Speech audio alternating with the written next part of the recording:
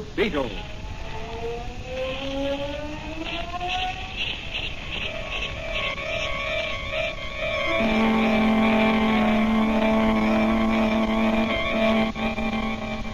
Sweeping down from the underworld to smash gangland comes the friend of the unfortunate, enemy of criminals. A mysterious, all-powerful character, a problem to the police.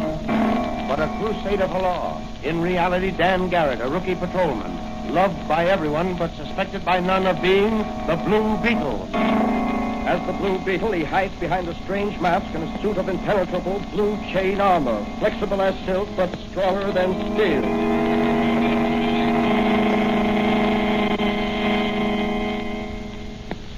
Today's Blue Beetle episode is entitled Murder for Profit.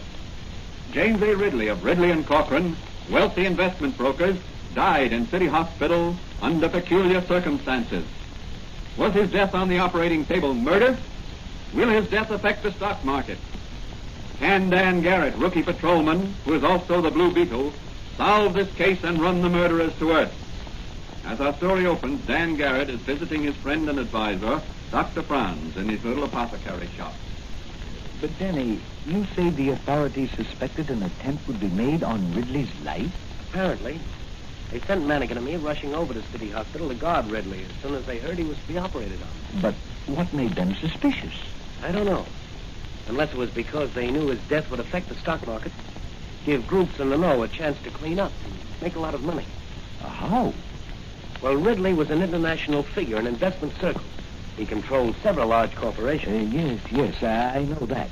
His death will undoubtedly cause the stocks of those corporations and possibly others to drop temporarily. Yes, but, Doc, if some crooked professional speculators were sure Ridley would not come off that operating table alive, they could play the stock market and clean up a fortune. But what about the other investors in the market?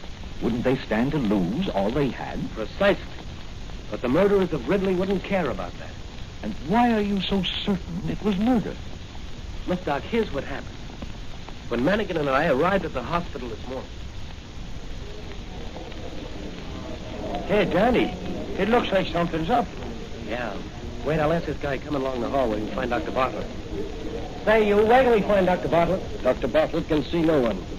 We're from police headquarters. We've been sent to guard Banker Ridley. You're too late. Mr. Ridley's dead. Dead? Yes, he died on the operating table just a minute ago. Manigan, you phone headquarters while I take a look around. Okay, Dan, I'll do that. I'll be in or somewhere near the operating room. I've got to find Dr. Bartlett. Oh, just a moment. Are you Dr. Bartlett? No, I'm just an intern. Dr. Bartlett's office is 2 doors down on the right. What's that you've got in your hand? It's a scalpel. A scalpel? Yes, a very sharp knife for making incisions. What are you doing with it? Well, I'm not permitted to speak. Come on, open up. I'm the law. Well, you'll have to see Dr. Bartlett. I'm seeing you right now with a bloody scalpel in your hand. Here in this room here, I want to talk to you. But in you go. Now tell me what happened in the operating room. I assure you, it's against the ethics of... Ethics be hanged. Talk. Did you kill Banker Ridley? No, I tell you I had nothing to do with it. Then what are you doing with that scalpel? I picked it up after the lights went on. The lights went on. Were they off? Yes. Just after Dr. Bartlett made the incision in Mr. Ridley's throat and was about to operate on the diseased gland, the lights went out suddenly and a stench bomb exploded just inside the door. It blinded everybody and everything was confusion. When the lights finally went on, Mr. Ridley was breathing his last. An artery in his throat had been severed. Where were you standing? Across the table from Dr. Bartlett. Then you could... Yes, but I didn't. What are you doing with that scalpel? I told you, I picked it up when the lights went on. Why? I noticed it was bloody. Well, wouldn't it naturally be? Hadn't it just been used to make an incision? Not this scalpel. The one Dr. Bartlett used to make the incision had already been put back into the sterilizer. But why should you pick up this scalpel? Well, I thought there might be fingerprints on it. Fingerprints? When everybody would be wearing sterile rubber gloves? Well, I didn't stop to realize that. Your story is pretty thin. I'm going to take you down to headquarters and let some of our... From your story, I take it you suspect the intern of having killed Ridley during the confusion caused by the unexpected developments. No, I don't, really. I think someone higher up is a guilty person. Surely not Dr. Bartlett. He's one of the most famous and respected surgeons in the country. Ridley's death meant profit in millions to someone or to some group. You know the lengths to which some of our most respected citizens will sometimes go to acquire quick riches. That's true. You know, money is all right when it does good. But money is evil when it causes evil. Well, there's the first edition of the evening papers. Listen. Yes. Well, it started just as we suspected. Listen to that. Yeah. Well, Danny, what are you going to do? Patrolman Dan Garrett is off duty, but the Blue Beetle never is. I'm going into action. Can I help you? Yes, Doc, you can.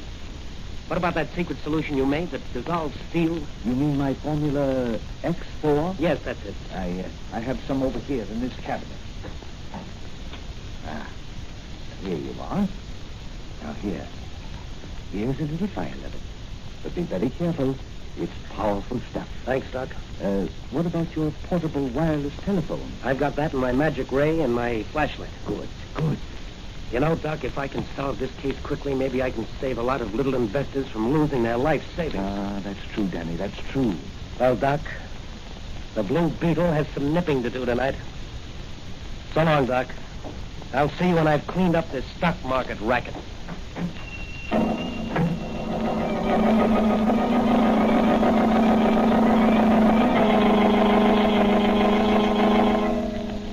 Again, the Blue Beetle rides the night wind. In his speedy motor car, he sets out in search of the murderers of Banker Ridley. Will he unmask them? Can he uncover their plot to make millions by murder? Where will the Blue Beetle strike first? In a dark street at the rear of the Ridley home, a long blue motor car comes to a stop. A figure silently steps forth and approaches the high wall around Ridley's city home. Now, here's the rear of Ridley's house. I'll have to watch my step. This wealthy neighborhood's well guarded. Ah, here's a door in this wall. Locked, I'll bet. Just as I thought. Let me see now. Try one of these master keys. No, that one won't do. I'll try this one. Ah, that's the one. Better go easy. The hinges on this door will probably squeak. So far, so good. Better close this after me. Watchman finds this open, he'll be suspicious. Now to gain entrance to the house without arousing anyone. Hang that. What's going on down there? Hold Skylar, leave this bottle out. Plain cat make as much noise as a garbage collector. Here's a window. Only wired down with a burglar alarm. Just attach these suction cups to it. And I'll cut out the glass. Remove it without disturbing the frame. That's got it. I'll just remove the whole pane of glass and climb through. There. Now, I'll look around with my flash. That's the kitchen. All clear here. This door must lead into the dining room. No, that's the pantry. The dining room is beyond. What does this other door lead to? It's the hallway. The library should be up there on the right. Everything is dark. Well, this is my chance to search the place. I'll take the library first.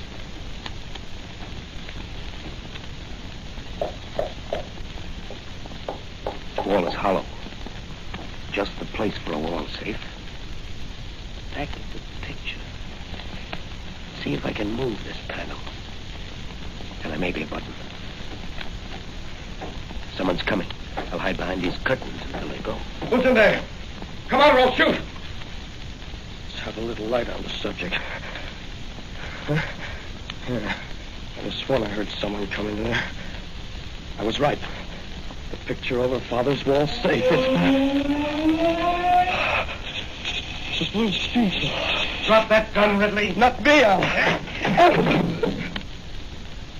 sorry, Ridley, but I want to examine some of your father's private papers for a possible clue to his murder. He's out like a light.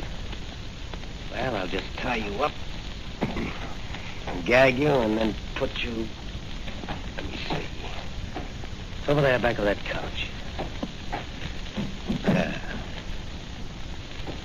Now to open the panel. Just as I thought. A large wall safe hidden behind that panel. Now for a little Formula X4 poured on the lock.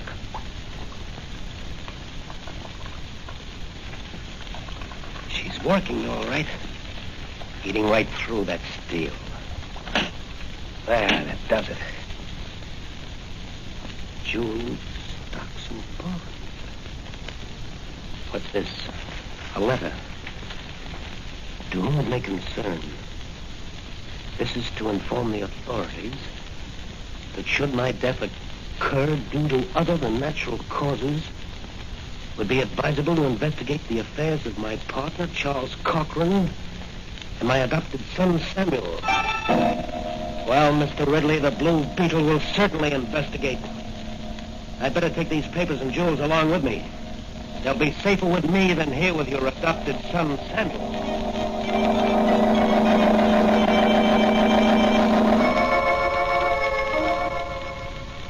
Off into the night sped the Blue Beetle on the trail of those responsible for the death of banker Ridley. Meanwhile, at police headquarters, Officer Manigan, playing a hunch, he has also decided to go to Cochran's office. In the still of the night, two cars are speeding toward the same destination. Each has a single occupant. One of the cars reaches its destination ahead of the other.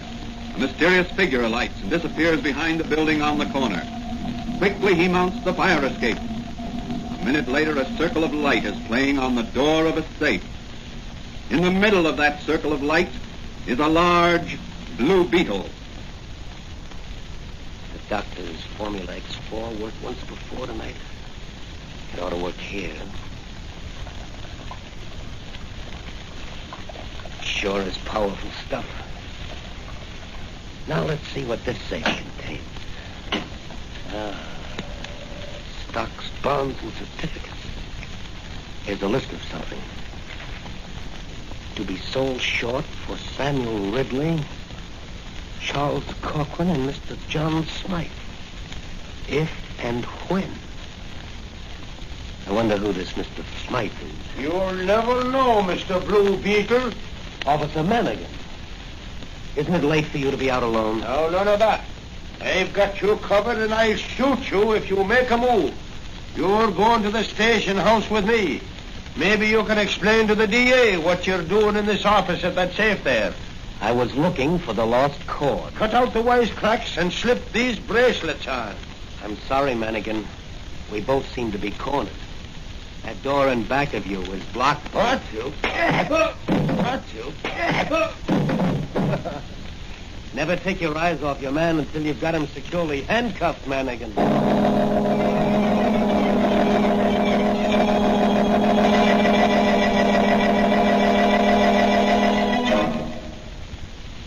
After taking the unconscious Manigan back to police headquarters and propping him up against the front door, the Blue Beetle sped on his way to the home of Charles Cochran. Arriving at his destination, he enters the Cochran home by means of a skeleton key.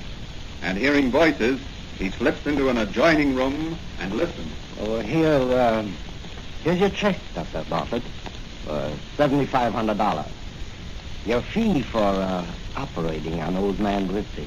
The operation was successful, but the patient died. Yeah, but what about the profit on the stock? We'll settle that when we complete the transaction. I'm carrying your account under the name of Smythe, you know. Yes, but what if... Oh, are you worrying about the intern who was arrested? Yes, frankly, I am. Well, don't worry about him. He'll never testify in any court. I had someone bail him out. He's here in this house now. We're sending him away tonight on a one-way ride. What? You don't mean... Exactly. Oh, but you can't do that. Why, that's... Murder? Yes, Dr. Bartlett. Murder. Just like your operation on my partner today. One of my men short-circuited the light at the hospital, And another one disguised as an orderly dropped the stench bomb. But you, Dr. Bartlett, severed the artery in banker Ridley's throat. The Blue Beetle! Yes, the Blue Beetle. He's going to nip a band of murderers. Come on! You cowboys, don't move, any of you. I've got men outside, and they're coming in to take you. Pardon me, Mr. Blue Beetle. I doubt that statement. I happen to know that it is the Blue Beetle's proud boast that he works alone. Grab him, men. Get away, Raymond. I'm going to shoot the Blue Beetle. That's what you think, Cochran. Come here, Raymond. I'm going to give you a little ride through the air. No, senor, it's a mistake. No, Dr. Amor. Your knife, Raymond. Into his mouth. Rip up the Blue Beetle. Right, boys. Oh. Right on the toe of my boot guts. And now you, Raymond, up you go. Oh, no, senor. And across the room, and you'll bust flat. Blue Beetle, get those hands up. Young Samuel Ridley. You must be Houdini to have gotten out of those bonds, or else I've forgotten my sailor knots. You've forgotten something else, Blue Beetle. I'll take whatever you took from my father's safe. Certainly, Ridley. Here you are. Good. I thought this gun would make you see we... Foxed you, Ridley. Now, all of you, stand over there. I'm going to release the intern you're holding prisoner, and then... Good. Blue Beetle is out like a light. I'll tie him up and throw some water on Waymore there. Right, boys. Getting out of here. Oh, no, you're not, Dr. Bartlett. I need the famous surgeon for one more little operation. No. Don't worry, Dr. Bartlett. It won't be murder this time. But I've got a better idea. Just a little operation on the Blue Beetle's vocal cords and the muscles of his arms. What good will that do? He won't be able to speak or write when you get through with him. And he doesn't dare turn himself over to the police. No, it's But fiendish. necessary. Gus.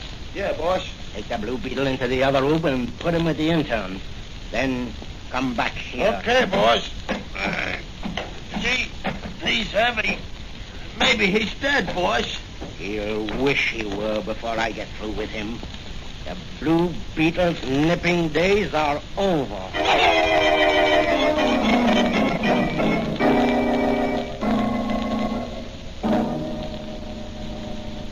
What will happen to the Blue Beetle? Will the archfiend Cochran be able to force Dr. Bartlett to maim him for life? How can the Blue Beetle get out of this spot? Not a soul knows where he is. Let's look in on Dr. Franz in his little apothecary shop.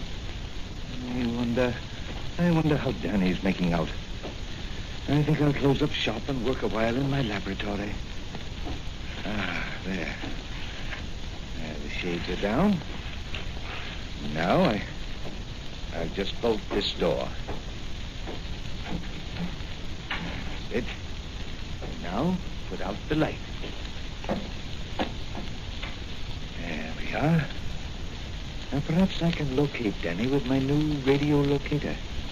He took his portable wireless phone with him this time, but he hasn't called me.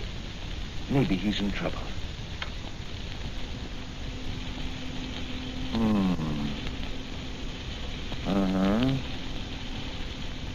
I can't seem to locate him. I'll just swing it north 2 more degrees. There. Now let's see.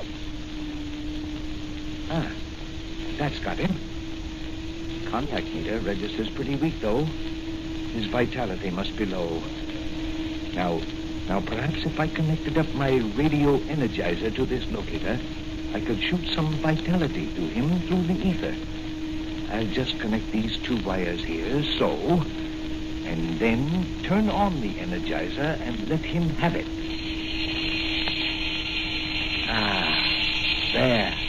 There it goes, Danny. I hope it's reaching you and giving you renewed strength. It's all I can do for you.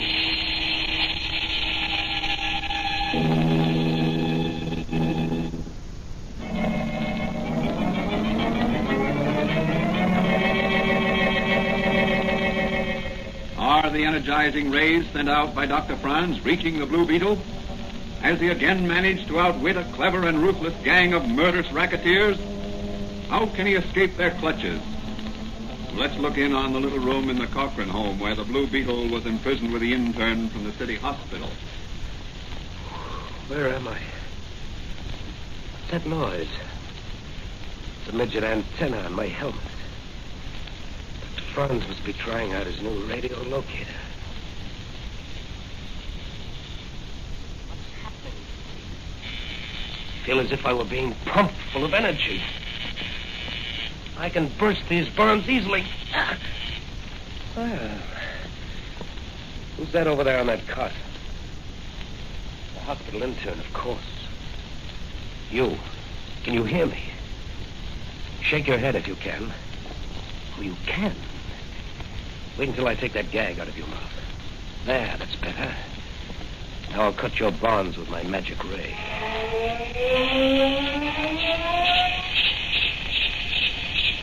The Blue Beetle. That's right. How do you feel? A little weak. You hold my hand a minute. Get some energy from me. Now, do you think you could hold a gun on some men if I help you? I could hold it alone. You certainly pepped me up. How did you do it? That's a secret. Now, here is your chance to be a hero. I'll do anything I can to get out of here. Good. Have you a fountain pen? Yes. Here it is. Will you hold it like this, you see? Like a pistol. This way? That's right. It'll fool those men in the other room until we can pick up a real gun inside. Now, you follow me. We're going in and clean up those rats. What's the matter with your eyes? They're shining like searchlights. Due to a new invention of a friend of mine. Come on.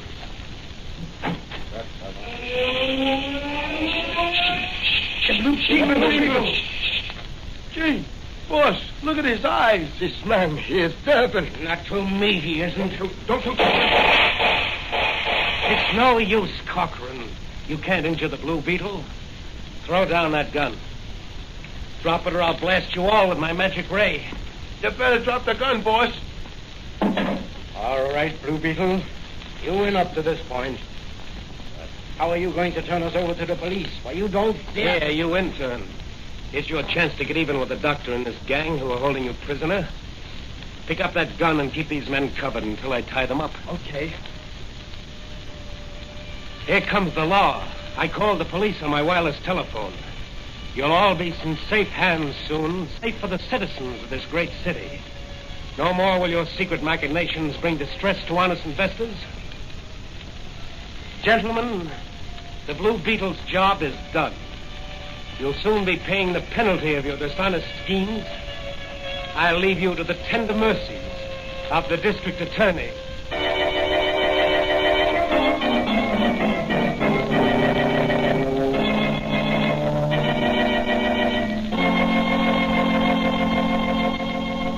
In the early hours of the morning, Patrolman Dan Garrett, no longer the Blue Beetle, sat in Dr. Franz's living room. Danny, you did a swell job. And now you'd better get some rest. Yeah, I guess you're right, Doc. I'll see who it is. Just a minute, I'm coming. Is Patrolman Garrett here? Yes. Who wants him? The chief.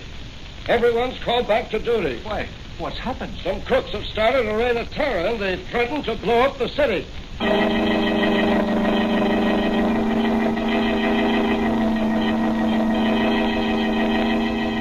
There's no rest for the Blue Beetle or for Patrolman Dan Garrett. What will develop in the next chapter of Dan Garrett's life? As the Blue Beetle, will he be able to run down and apprehend the members of this dynamite ring? Can he outsmart this deadly gang of underworld characters? These questions will be answered in the next episode of The Blue Beetle.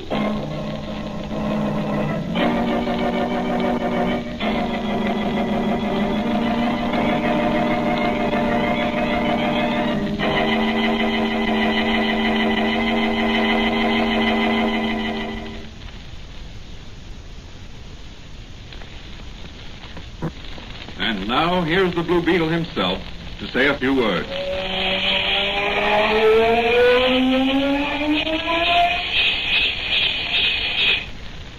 Folks, the moral of this story is that the confidence of our friends often gives us new strength and new courage. and also that our confidence and friendship for others often helps them. In other words, confidence and friendship among mankind is vital. And if everyone is sincere in everyday life, they will aid others or be aided by others, just as Dr. Franz sent new vigor and vitality to me in order that I might rise and fight. So my advice to young and old is to cultivate the friendship and confidence of your fellow men. And through that friendship and confidence, find new strength and courage to face the problems of each day.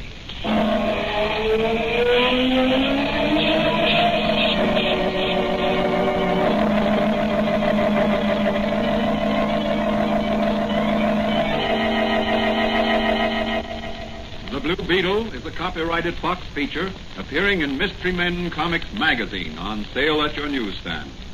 The Blue Beetle is on the air twice a week on this same station. Consult the broadcast schedule in your local newspapers. And don't forget to listen in.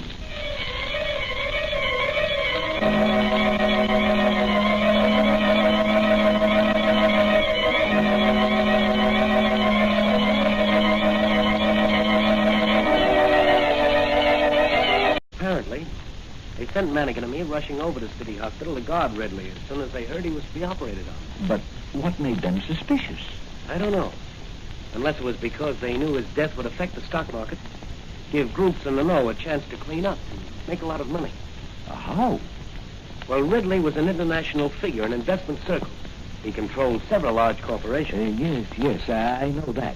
His death will undoubtedly cause the stocks of those corporations and possibly others to drop temporarily. Yes, but, Doc, if some crooked professional speculators were sure Ridley would not come off that operating table alive, they could play the stock market and clean up a fortune. but what about the other investors in the market? Wouldn't they stand to lose all they had? Precisely. But the murderers of Ridley wouldn't care about that. And why are you so certain it was murder?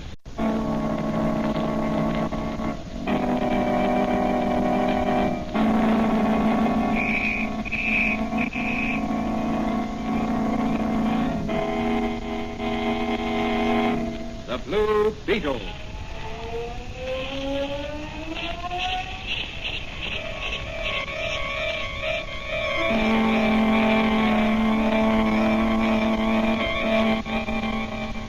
Sweeping down from the underworld to smash gangland comes the friend of the unfortunate, enemy of criminals. A mysterious, all-powerful character, a problem to the police.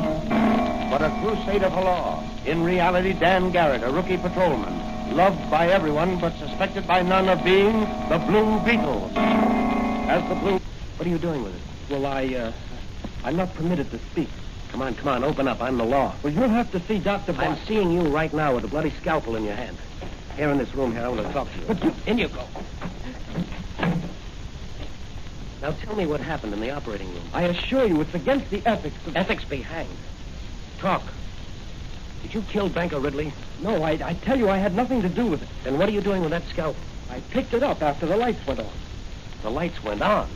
Were they off? Yes. Just after Dr. Bartlett made the incision in Mr. Ridley's throat and was about to operate on the diseased gland, the lights went out suddenly and a stench bomb exploded just inside the door. It blinded everybody and everything was confusion. When the lights finally went on, Mr. Ridley was breathing his last. Look, Doc, here's what happened. When Manigan and I arrived at the hospital this morning... Hey, Danny, it looks like something's up. Yeah. Wait, I'll ask this guy coming along the hallway and find Dr. Bartlett. Say, you wait till we find Dr. Bartlett. Dr. Bartlett can see no one. We're from police headquarters. We've been sent to guard Banker Ridley. You're too late. Mr. Ridley's dead. Dead? Yes, he died on the operating table just a minute ago. Manigan, you phone headquarters while I take a look around. Okay, Dan, I'll do that right I'll be in or somewhere near the operating room. I've got to find Dr. Bartlett. Oh, just a moment. Are you Dr. Bartlett? No, I'm just an intern. Dr. Bartlett's office is 2 doors down on the right. What's that you've got in your hand? It's a scalpel. A scalpel? Yes, a very sharp knife for making incisions. Blue Beetle, he hides behind a strange mask and a suit of impenetrable blue chain armor, flexible as silk but stronger than steel.